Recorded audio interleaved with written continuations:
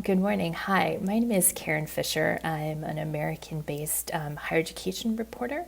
I specialize in international education and particularly in writing about the international student experience. You can find my work in the Chronicle of Higher Education, New York Times, and I have a weekly blog on international education called Latitudes. So I'm excited to be here with you this morning. And what I'd really like to talk with you about is international student mental health. I think this is something that the pandemic has shown a light on and has certainly exacerbated, but it is not a new issue. It's something that's long been there. We know, of course, that Gen Z reports greater mental health concerns than earlier generations. About a quarter of Gen Z members of Gen Z say that they are dealing with mental health concerns compared with about 15% of millennials and about 13% of Gen X. And so that's there's the case not just for international students, but international students, I think if you stop and consider it, face particular challenges. They're going through the stressors of transition. They're transitioning not just from their high school years, but to college, to university, and they're transitioning to a new country and a new culture in most cases. They may not have familiarity with the healthcare systems, and that's particularly complicated in the U.S., where it is a private healthcare system and it's not so easy to navigate. And they're dealing with these kind of cultural barriers that may make them wary of accessing mental health care. They may not think that it is an okay thing to do in their culture. And the mental health systems are, generally speaking, not really oriented well to them. They may not, the providers may not understand that kind of cultural nuance. They may not understand the kind of barriers that these students have been crossing. They may not have the language skills, for example, to properly serve these students. And there may not be support groups that have the particular kind of focus. So not just one-on-one therapy, but I think an international student being in a mental health support group with a bunch of American students, it could be beneficial, but it might also be, or Canadian students, it might also be quite challenging. And I think the pandemic has just complicated that already challenging environment. The American College Health Association did a report this fall looking at particularly vulnerable populations of students during the pandemic, and it singled out international students as a especially at-risk population. So already they are dealing with these transitions that we were talking about. They may be stuck and stranded either in the United States and then not know when they would be able to reunite with their family.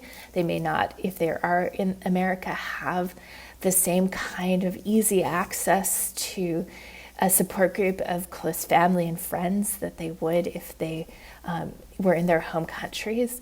They may be concerned about the uncertainty of what's going to happen in the future with my studies, what's going to happen with my visa, certainly in the US, but also in Canada. There have been kind of shifting attitudes and shifting policy rules towards visas, which has made the sort of what students would look to as their pathway and what their expectations would be very confusing. Many of them have not been able to travel back home. Many of them have been afraid to travel back home because they are concerned that visa policy could change, that travel rules could change, that borders could close, and that they could not be able to return and not be able to complete their studies. And so they've been stuck in this country for more than a year, often taking classes remotely.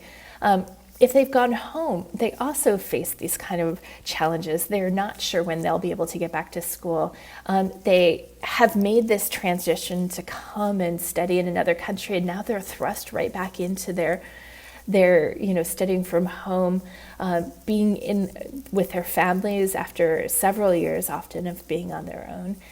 They're taking classes at times of day which just are not necessarily conducive to studying, and just the upset to their circadian rhythms can exacerbate those feelings of depression. And I think there's a lot of uncertainty about the future, not just with their studies, but with the economy. The pandemic has made what was already a tough job market for Gen Z even tougher. And so they just, I think, are dealing with this heavy weight of uncertainty. And then you add to that sort of an outbreak related to the pandemic of anti-Asian bias. In the U.S., the former president, was coming from the top, where he was, referring to COVID-19 as the Kung flu or the China virus. In the U.S., there's a group that started up called Stop AAPI Hate, which between the start of the pandemic and the end of 2020 had cataloged more than 2,800 cases of anti-Asian or anti-Asian American discrimination. I know, it's hard to know how many of those cases are related to international students, but anecdotally, I've heard from a number of students who felt that they were really being put on the spot in ways that they had not experienced prior to the pandemic, where people really seem to regard them with suspicion or to even blame them. I've had students say that they were told to go back to where they're from. I've had students put their own health and safety at risk by being wary and being scared to put on a mask because they felt like the people in a train or a subway car were suspicious of them and saw them as being somehow the people who are going to make them sick, and perversely then felt like they couldn't take proper precautions themselves. So what do you do about this? It's not enough, I think, to raise concerns about a problem. I think it's helpful to offer constructive solutions, and I do in my reporting come across many colleges and universities that are quite aware of these challenges and are taking extra actions specifically to support and reach out to their international students during the pandemic. I have seen a number of colleges start special programming, town halls, and other kinds of ways that they can bring students together. Some of them can be very informal and just focused on networking, virtual coffee hours, for example. Some of them are more focused on responding to those questions of uncertainty that students have. So, can you have a town hall where you talk about reopening plans for campus and or visa policy? And sometimes I think from students I hear just being able to raise the questions, being able to ask them, having frank and candid conversations, and not even expecting that there will be some hard and fast answer, but just being able to talk through these things has been very useful.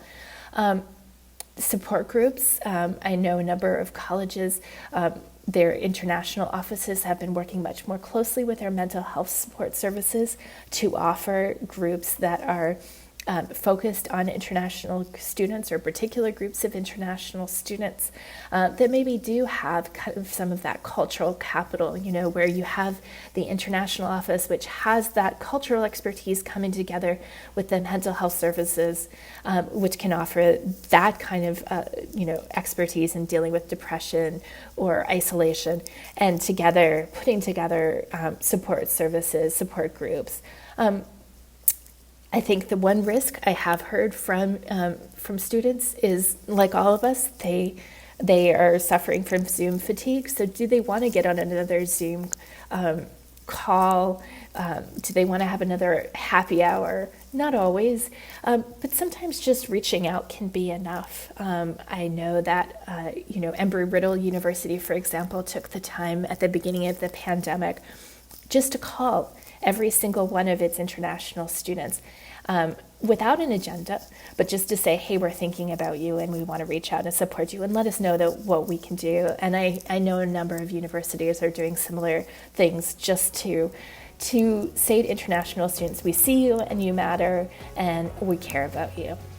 So thanks very much. I'm excited to be here with you today, and thank you.